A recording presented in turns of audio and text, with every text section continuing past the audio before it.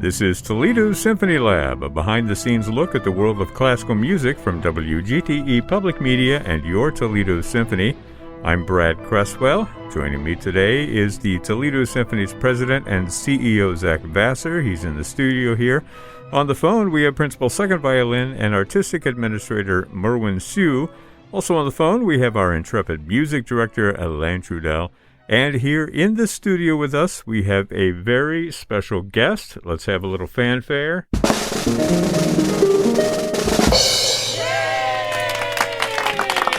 That is the Toledo Symphony's principal harp, Nancy Lendrim. Welcome, Nancy. Thank you. Happy to be here, Brad. And you have been here before, right? It's not your first rodeo here with Toledo Symphony Lab. You are correct. I was here a few seasons ago at the end of the season discussing what upcoming plans I had for the summer season and what musicians generally do, some of us in the summer. Did all those plans pan out for you at that time? At that I time, imagine, yes, they yeah. did. It was a couple of years ago. Of course, Isn't it nice when we could make plans? Yeah, right? We're here with Nancy because Nancy is performing on a concert. It's coming up this weekend. It's called Fantasy Music, which is a wonderful subject to explore in the world of classical music. Nancy, you're playing the Camille Saint-Saëns Fantasy for violin and harp, right? This is with Tia Prokes from the TSO? Yes, that's correct. Yeah, and the other works, I just want to say, because it's a chamber concert, there are only two other works. The Borodin String Quartet, is that right? Yeah, Mm-hmm. String Quartet number 2. And then also a little Beethoven thrown in there to celebrate the ongoing 250th anniversary of his birth, the Clarinet Trio, Opus 11 of Beethoven. A really interesting and varied program here, and maybe we'll start with either with you, Nancy, or with you, Merwin. You tell us, how did you bring these pieces together under the umbrella of fantasy music? Well, I'll start. I think a lot of the chamber music programming, we're really kind of looking to find pieces that players are passionate about bringing to the hall, because I think that's something that's so important for our audiences. You can really sense kind of that, oh wow, this is something that really means something to the players, and I think that's really what translates the most. The Borodin was actually kind of a later addition to the program. We were debating between a number of different late romantic string quartets, and then I think it just turned out to be kismet to choose the Borodin. Yeah. Fun play on words you have there. Well. Explain, Zach. I have no idea what you mean. Kismet. We know kismet. We know what that word means, right? It means fate. Sure. But there's a show by the same name, right? Hang on. Yep. Let me pull in a little music for you. Okay, tell us about Kismet. Well, so there's a show by the same name, Kismet, and it borrows extensively from, I think it's the second movement of the Borodin, which becomes the tune Baubles, Bangles, and Beads in that show. And it also uses this tune from the Nocturne from the String Quartet. That's right. So the inner movements of this are just amazing. Da, da, da, da. I did Kismet back in college, and thinking back on it and having the music with the words run through my head, they really did a great job. Wright and Forrest, who created that show from Borodin's music. Did you know that he got a posthumous Tony Award? Actually, Borodin. I mean, he'd been dead for some time, but Tony Award winning Borodin. Yeah, they gave credit where credit was due. Definitely. Yeah. Well, that's great. So we've had a little taste there of Borodin. But let's turn our attention to the harp now, Nancy. You've been playing with the Toledo Symphony for how long now? Couple of decades. Couple of decades, yeah. Plus. And you started when you were still like 5 years old, right? I had just turned 6. Turned 6. I knew I was close. Let's get a little bit of your story there. First, let me take us back. All right. I think Nancy's one of the only people who can actually critique our Wayback Machine music. Wait, I've got more. I preferred that over than the fanfare. Here, I've got some more for lovely. you. Okay. There. Let's hear Nancy's story. So you joined the Toledo Symphony when you were 6, and what interested you in the harp? I had seen the harp performed when I was 6 years old, and it was work that my father was conducting with a women's chorus, a beautiful piece by Benjamin Britten. And then several years later, I heard the harp again being performed at the Royal Ballet in London with Swan Lake performance, and that's what the seeds were planted and watered, and I started when I was 16. I came to the harp a little late. Yeah, that's amazing, though. Do you have any stories you can share about transporting that thing around? Because I imagine that it's, it's a large instrument. It's a little unwieldy, isn't it? It is unwieldy. I'm very, very fortunate that the Toledo Symphony was gifted a beautiful concert grand by Norman Nitschke about 15 years ago.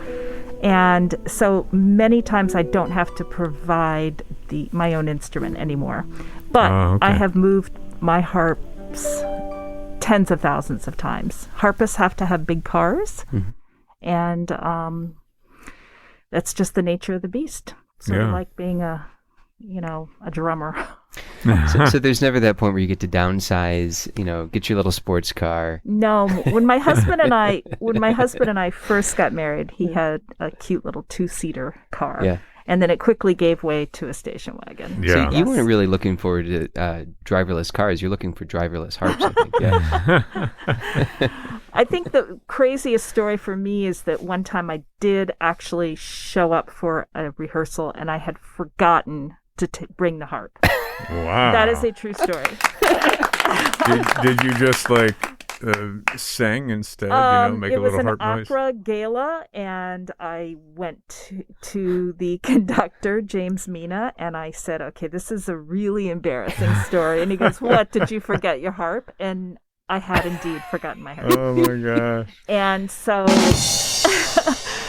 I quickly called my husband, who our boys were very young at the time, so it wasn't just a question of him putting another harp in the car, or a harp in the car for me, but then taking care, he couldn't leave our children. Anyway, so Jim very kindly changed the rehearsal order, which it means working with singers. Which is challenging enough. Which is really challenging. And he said, okay. Sorry, Brad. as I recall, there were 2 tenors. That made it even worse. Oh, yeah. With the Bizet Pearl Fishers duet, prominent harp part. And anyway, so you really can't do that one without it. Oh my gosh, no. So my husband, Jim said that he could rearrange things, but could I have it there in 25 minutes? And it's good, solid 20-minute drive. Wow. But my miraculous, wonderful harp husband, Roger, did it. But that is a true story that I... That's fantastic. Let me ask you, Merwin, have you ever forgotten your violin for a concert? Or harp? I have not forgotten my harp. I have forgotten a bow. But it's a little bit less dramatic because you have a backup bow. So, I just left my bow on the stand. This is why you wear a bow tie?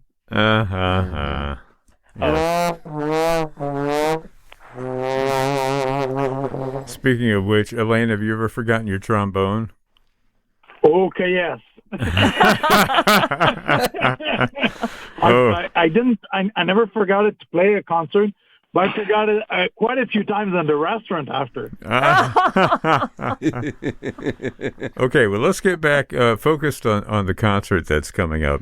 Now, Nancy, you talked about this fantasy, or you're doing this fantasy by Camille Saint-Saëns. This is with the violin and harp. I imagine those 2 instruments go together very nicely. It's a beautiful combination. Saint-Saëns wrote 3 big works for the harp, and this is a gem in the repertoire. Yeah.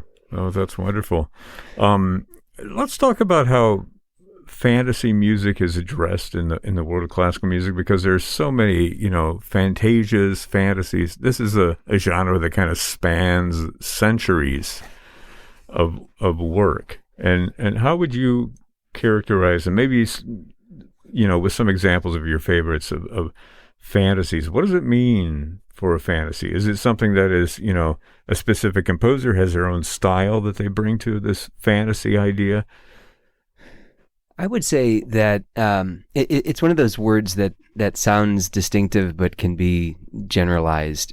This is a single movement work for two instruments at Saint-Saëns called a fantasy. There are other fantasies that are showy. I'd say this one is so deeply lyrical. I don't think that there is a designated sense of what fantasy means. Think about some of the fantasias that are out there, but it's never really dirgy music. I would say it's always just gorgeous and the sort of stuff that you just want to hear more of. And specifically with this piece, with what Saint-Saëns does with the violin and the harp, it's incredible. They just kind of each take their solo turn with the melody. It's 15 minutes of just magical place. Yeah. I do want to mention before we forget that the concert we did say is this Sunday evening. It's at 7 o'clock p.m. If you want to stream it live, go to stream.artstoledo.com, or you can go to the Symphony website and get information. That is ToledoSymphony.com. Now, this is a program of chamber music. I imagine, and I'll address this question to you, Alain, that there are great big orchestral works, too, that are fantasies as well. What does the word fantasy in music mean to you as a conductor? Well, it's Brad, it's interesting because when I see fantasy, usually in an orchestral work, the first thing that goes like, oh, danger. Yeah. What's in that, Right. It can be anything. Well, you couldn't fit it anywhere, right? So you put it in that. But I remember the first piece called Fantasy that I got to do was with the Big and Trombone Ensemble when I was in school. It was the Fantasia and Fugue in G minor by Bach. And that totally, it's kind of one of the best pieces ever written. So I went, oh, wow. It got myself, I got thinking, well, maybe it's because you cannot qualify it. It's not because it doesn't go in any specific, how could I say, box. It's because it's you can't qualify it. I mean, it's not like a rhapsody. Rhapsody, it's, different themes that are taken in, it has a little bit of variation, but it's the word says it, rhapsodic. But a Fantasia, sometimes it's, you take either something that are tunes that are well known, or a mix, kind of a mixed bag of something. But that Fantasia and Fugue from Bach really taught me something. It taught me that usually would be a prelude, it will be an introduction, but no, it's a step forward. I kind of relish now the word fantasy and Fantasia. So there's a lot of imagination in it, and that's what really stuck with me after that. So I gave this a lot of thought because because you wonder about music structures, right? Especially when you write, when you conduct. It's okay. Well, a sonata structure, okay, that's clear. And then you get into those, like I said, Rhapsody, Fantasia, and with great composers is because it's you can't qualify it with another one. So it's kind of its own genre because it doesn't fit in the others. It's not because it doesn't make sense, and it's not because it's something that you made a mistake or something like that. It's really something that has a lot of fantasy in what you're doing. Fantastic, yeah. Fantastic. Really, Cresswell? See, I made it funny and didn't even know it. That's good. That's part of the magic of this show. Well, speaking of fantasies and speaking of magic and everything, somehow I took the word fantasy and reprocessed it as fairy tale. So that's where I'm going with our quiz of the day. I want to do a fairy tale quiz. I know we've done something similar in the past. I don't think I've got any of the same fairy tales that we did in the past. But I think you should keep your powder dry because we got a fairy tale show in May. Yeah? Yeah, okay. What are we going to do for the quiz then? We'll do part 2 of the fairy tale quiz. No, then we'll do a quiz about fantasies, right? Yeah. Yeah. and we're also fast approaching our Valentine's special, so I'm sure that there'll be some fairy tale romance involved in that as well. So a lot of stuff to look forward to, but for right now, we're going to do this fairy tale quiz. Now, this is how it's going to work. I have 3 different clues. I'll start by giving you a clue, and then if nobody gets it, the second clue, then the third clue.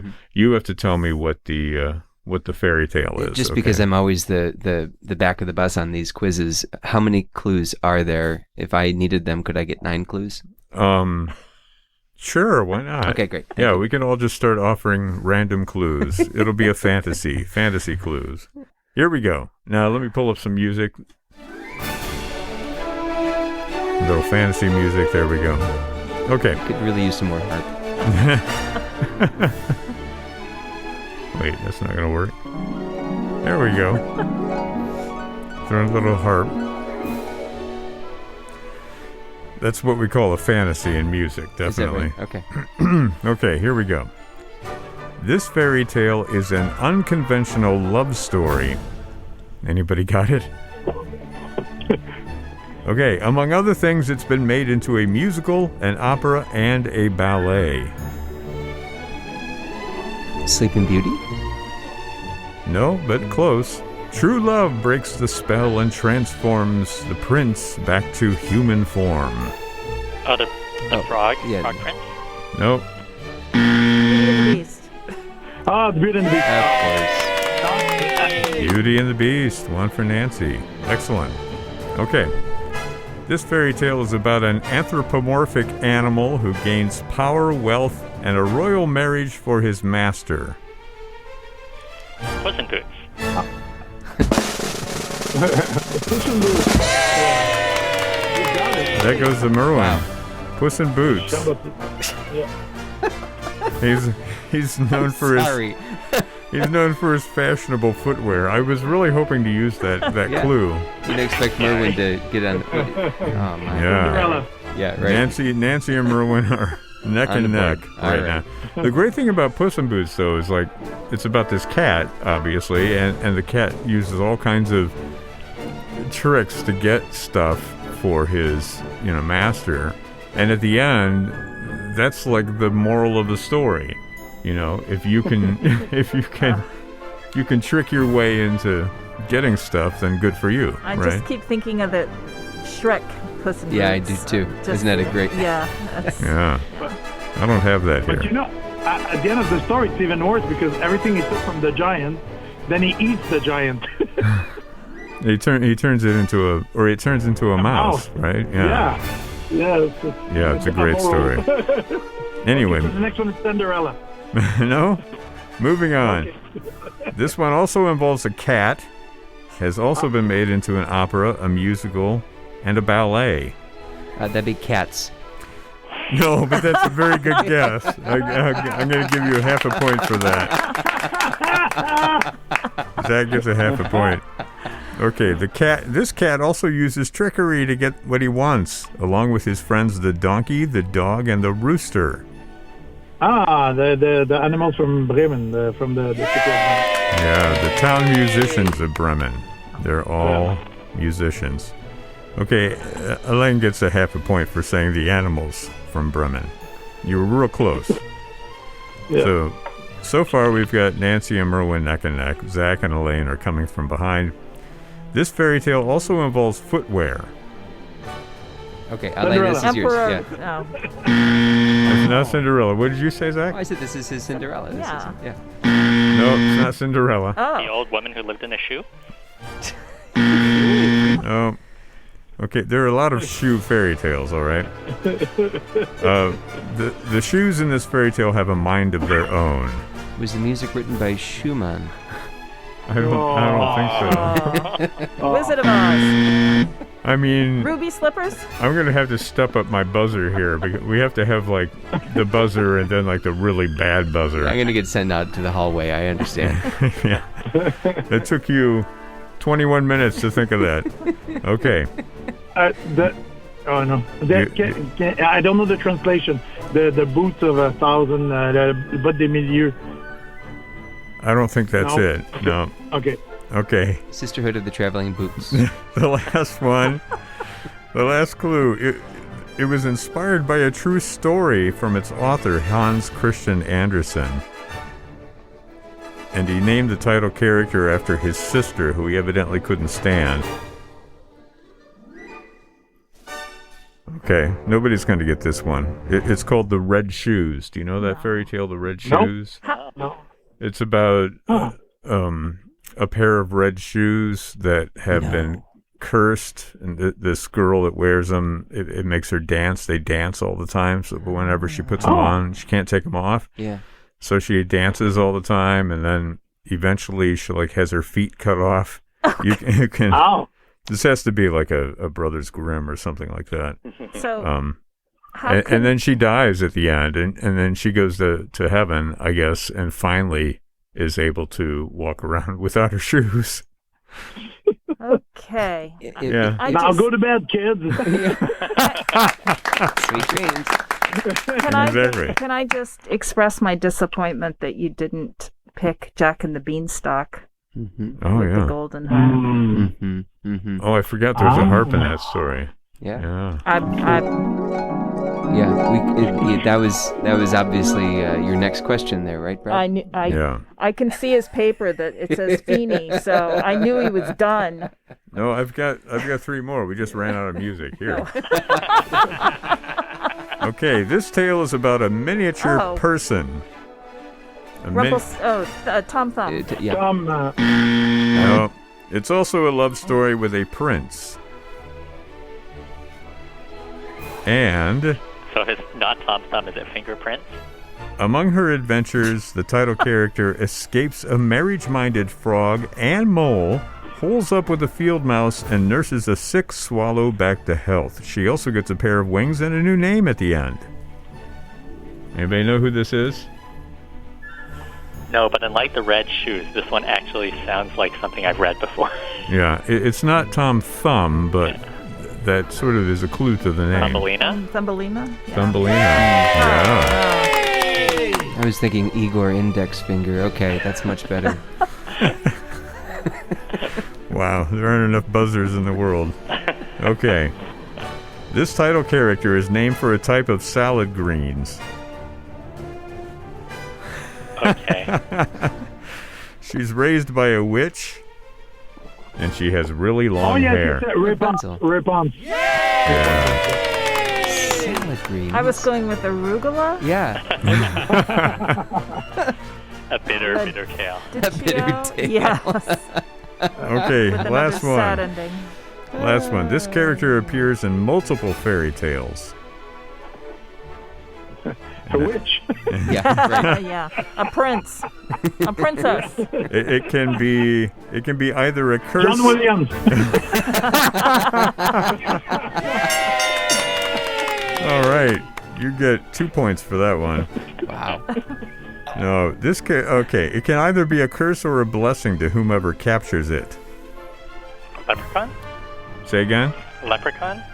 No, but that's a good guess. And finally, Stravinsky made it into a ballet. Oh, yes, the Nightingale. No, try again. No. Oh. What other birds can you think of by Firebird. Stravinsky? Yeah. What other Stravinskys? Yeah, of course, yeah. Yeah, the Firebird. Yes. Well, we have a sort of a tie here between Nancy and Merwin. You guys have a tie. This is hard because I gave half points. Right. And you gave Alain 2 points for his... second place. The John Williams. Oh, yeah. Second place is Elaine. He's just a half point behind. And Zach gets half a point. So, Hey. round of applause for Merwin and Nancy. Do we need a tiebreaker then between Merwin and Nancy? I mean, No, I we know really don't. No, We'll because- save Merwin that. always wins, but No. Nancy is our guest. Yeah, I think Brad wins because Merwin and I will not be able to get the story of the red shoes Yeah. out Yeah. of our head. True. It's an earhead thing. Well- you know. I always win, Nancy, so it's my show. We know that. We know Yeah. that. Okay. The house always wins. Yeah. So we'll pick up the quiz again a few episodes down the line I when we can't talk about wait. fairy tales. You can do a little studying between now and then, Zach. We would never have gotten the Red Shoes no matter how much studying we did. No. Excellent.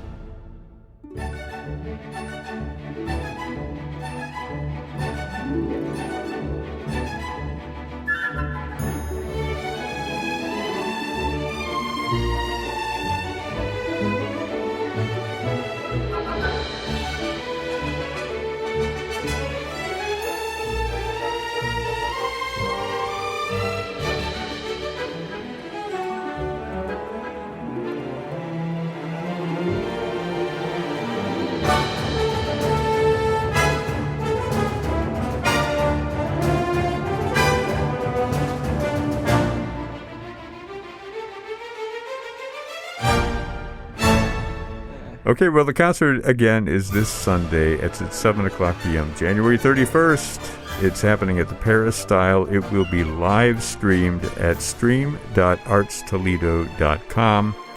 You can find more information about it and all the concerts that are up there by going to that website. Also, you can go to their regular website, ToledoSymphony.com. Nancy Lendrim, along with various other players, including Merwin Siu from the Toledo Symphony, performing Camille Saint-Saëns, Alexander Borodin, and Ludwig van Beethoven. Sounds like a wonderful, wonderful chamber concert. You know, I don't know anything about the Beethoven. I know this is an early work. Is there like a 30-second spiel that Merwin or Alain could give me? How about a 5-second spiel? It's for clarinet, piano, and cello. It has a theme of variations? Yes, it's by Beethoven. It's Opus 11? Yeah, we're going to take all that out. All right. Anyway. This program is a production of WGTE Public Media in collaboration with our sponsor, the Toledo Symphony, with generous support from the Rita Barber Kern Foundation. You can download episodes of this program as a podcast by going to our website at wgte.org/lab. You can also subscribe to us through your podcast app of choice, including Apple and Google Podcasts. And remember, you can check out all those upcoming events at the Symphony by visiting their website, ToledoSymphony.com, and their various social media outlets on Facebook, Instagram, and Twitter. And again, you can find the TSO's streaming concerts online at stream.artstoledo.com. My thanks to Zach Vassar, Merwin Siu, Elaine Trudell, and our special guest Nancy Lendrim. I'm Brad Cresswell. You've been listening to Toledo Symphony Lab from FM 91.